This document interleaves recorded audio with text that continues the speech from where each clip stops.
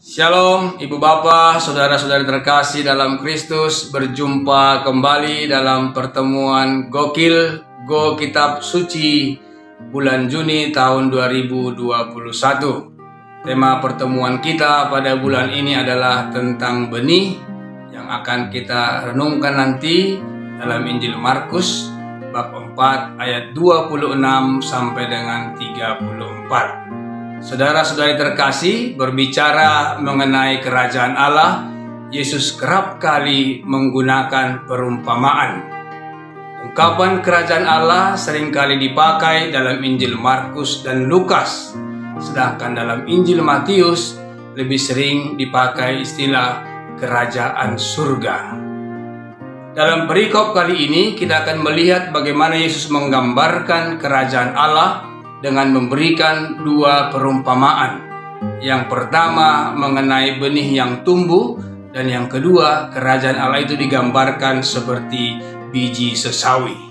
Tentu kerajaan Allah yang dinyatakan di sini yang akan kita renungkan bukanlah seperti kerajaan dunia, bukan seperti kerajaan Singosari, kerajaan Majapahit atau kerajaan-kerajaan dunia yang lain, bukan mengenai luas wilayahnya kerajaannya. Tetapi kerajaan yang mau dinyatakan di sini adalah kebesaran dan kemuliaan Allah yang dinyatakan dengan kedatangannya kepada manusia. Manusia diajak tetap berharap dan percaya akan kedatangannya. Maka harapan kedatangan kerajaan Allah di saat seperti sekarang ini, dalam masa-masa sulit ini, dalam masa pandemi ini, menjadi semakin terdengar gemanya. Manusia diajak untuk terus percaya dan berharap akan kerajaan Allah. Saya yakin saya dan juga saudara-saudari semua mengharapkan kerajaan Allah. Di tengah sulit seperti ini, kita semakin mengakui bahwa sungguh kuasa dan kebesaran Allah di atas segala-galanya. Itulah yang menjadi harapan dan penantian kita. Mari kita siapkan hati kita untuk merenungkan firman Tuhan melalui Injil Markus bab 4 ayat 26 sampai dengan 34. Semoga Tuhan beserta kita sekarang dan selama-lamanya. Inilah Injil Yesus Kristus menurut Markus. Dimuliakanlah Tuhan. Lalu kata Yesus, beginilah hal kerajaan Allah itu, seumpama orang yang menaburkan benih di tanah. Lalu pada malam hari ia tidur, dan pada siang hari ia bangun, dan benih itu mengeluarkan tunas, dan tunas itu makin tinggi. Bagaimana terjadinya tidak diketahui orang itu. Bumi dengan sendirinya mengeluarkan buah, mula-mula tangkainya, lalu bulirnya, kemudian butir-butir yang penuh isinya dalam bulir itu. Apabila buah itu sudah cukup masak, orang itu segera menyabit, sebab musim menuai sudah tiba. Katanya lagi, dengan apa hendak kita membandingkan kerajaan Allah itu? Atau dengan perumpamaan manakah hendaknya kita menggambarkannya? Hal kerajaan itu seumpama biji sesawi yang ditaburkan di tanah. Memang biji itu yang paling kecil daripada segala jenis benih yang ada di bumi. Tetapi apabila ia ditaburkan, ia tumbuh dan menjadi lebih besar daripada segala sayuran yang lain dan mengeluarkan cabang-cabang yang besar, sehingga burung-burung di udara dapat bersarang dalam naungannya. Dalam banyak perumpamaan yang semacam itu, ia memberitakan firman kepada mereka sesuai dengan pengertian mereka. Dan tanpa perumpamaan, ia tidak berkata-kata kepada mereka, tetapi kepada murid-muridnya, ia menguraikan segala sesuatu secara tersendiri. Demikianlah Injil Tuhan. Terpujilah Kristus. Saudara-saudara terkasih, melalui Injil yang baru saja kita baca, kita dengarkan tadi, kita diajak untuk melihat dan mengenal model kerajaan Allah yang dikisahkan dalam dua perumpamaan.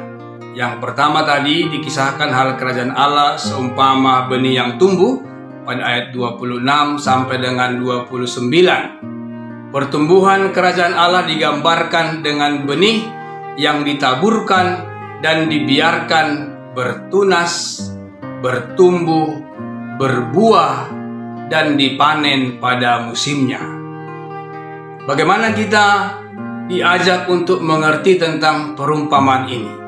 Saudara-saudari, setiap namanya benih, setiap namanya pertumbuhan tentu membutuhkan waktu.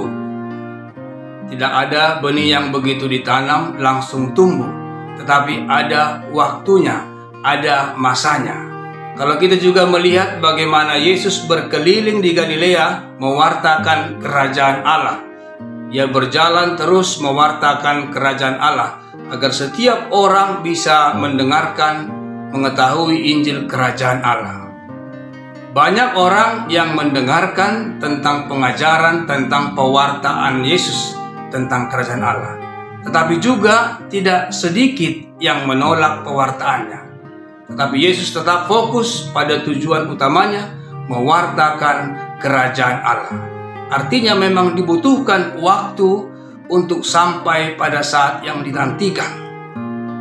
Yang kedua, bisa kita melihat walaupun memang butuh waktu, tetapi kerajaan Allah yang disampaikan oleh Yesus ini, walaupun banyak yang menolak, namun kerajaan Allah itu tidak tergantung pada kuasa manusia. Jadi walaupun butuh waktu, tetapi kerajaan Allah itu tidak tergantung pada kuasa manusia. Justru hal inilah yang akan ditonjolkan dalam perumpamaan ini. Kalau kita bisa melihat ayatnya tadi, benih itu mengeluarkan tunas, dan tunas itu makin tinggi. Bagaimana terjadinya tidak diketahui orang. Ayat 27 tadi jelas dikatakan, orang yang menaburkan benih itu, lalu benih itu mulai mengeluarkan tunas, tunas semakin tinggi, dan bagaimana terjadinya tidak diketahui orang. Artinya, manusia mengusahakan sesuatu yang sudah ada, yang baik, tetapi pertumbuhannya sungguh bukan karena kuasa manusia, tetapi kuasa ilahi. Maka bagian manusia adalah membiarkan benih itu tumbuh dengan kuasa ilahi yang ada di dalamnya. Lalu mungkin kita bertanya, kalau begitu apakah bertentangan dengan apa yang usaha atau bagian yang dibuat oleh manusia? Tentu tidak. Kalau kita bisa melihat perumpamaan yang lain, Injil, bagaimana tentang penabur juga menaburkan benih, ada yang jatuh di pinggir jalan, di tanah yang berbatu, ada yang jatuh di semak duri, tetapi ada juga yang jatuh di tanah yang baik. Artinya benih yang sama tentu butuh tempat. Kalau kita mau maknai perumpamaan seperti itu, kita tidak akan menghakimi, oh benih ini jatuh di tempat yang tidak baik, tidak. Tapi bagian manusia mengusahakan sesuatu yang baik. Kalau kita menjumpai benih yang jatuh di pinggir jalan, di semak duri, atau di tanah yang berbatu, bagaimana kita mengusahakan atau mengambil benih itu lalu menempatkannya di tanah yang baik. Itu usaha yang kita buat agar benih itu benar-benar jatuh di tanah yang baik. Maka sekarang anggaplah bahwa benih itu sudah jatuh di tanah yang baik di dalam hati kita. Sudah ditaburi di tanah yang baik di dalam hati kita, maka tugas kita adalah menjaga benih itu agar tumbuh dan menghasilkan buah pada musimnya. Itulah yang bisa kita lihat, bahwa pertumbuhan benih itu, pertumbuhan kerajaan Allah itu bukan pada kuasa manusia, tetapi kuasa ilahi yang ada di dalamnya. Perumpamaan yang kedua kita bisa melihat pada ayat 30 sampai dengan 34 tentang biji sesawi. Pertumbuhan kerajaan Allah juga digambarkan seperti biji sesawi yang disebut sebagai biji yang terkecil dari segala jenis biji. Namun jika sudah bertumbuh akan menjadi sangat besar. Bagaimana kita diajak untuk memahami perumpamaan ini? Yang pertama, saudara-saudari, bagaimana benih itu membuat sesuatu yang kecil menjadi sangat besar. Tentu itu kita akan bertanya, biji apakah itu? Seperti apakah biji sesawi itu? Dengan menyebut biji sesawi yang kecil, namun bila bertumbuh menjadi besar, bahkan sangat besar, bahkan burung-burung bersarang di cabangnya, mungkin akan membuat orang terheran dan bertanya, bahkan ingin menyelidiki benih sesawi itu yang seperti apa. Entah Bapak, Ibu, Saudara-saudari pernah melihat benih itu? Ya syukur kalau sudah pernah. Benih itu sangat kecil. Teman saya pernah menunjukkan seorang pewarta ketika dia hadir dalam pertemuan ibadah di persekutuan doa, dia menunjukkan bahwa dia sudah pernah ke Israel dan dia membawa biji benih itu. Tetapi yang mau kita renungkan sekarang pertama-tama bukan kepada jenis atau bagaimana biji sesawi itu, tetapi kita mau melihat dampaknya. Bagaimana biji yang kecil itu bisa menjadi sesuatu yang sangat besar. Itu yang pertama-tama yang akan kita renungkan di sini. Maka demikianlah yang hendak disampaikan di sini pertama-tama adalah bukan bagaimana pertumbuhannya, tetapi besarnya kerajaan Allah itu yang tak terduga sebelumnya. Maka ungkapan dalam perumpamaan itu tentang benih, pertama-tama tugas kita bukan untuk mencari padanannya, seperti apa benih itu.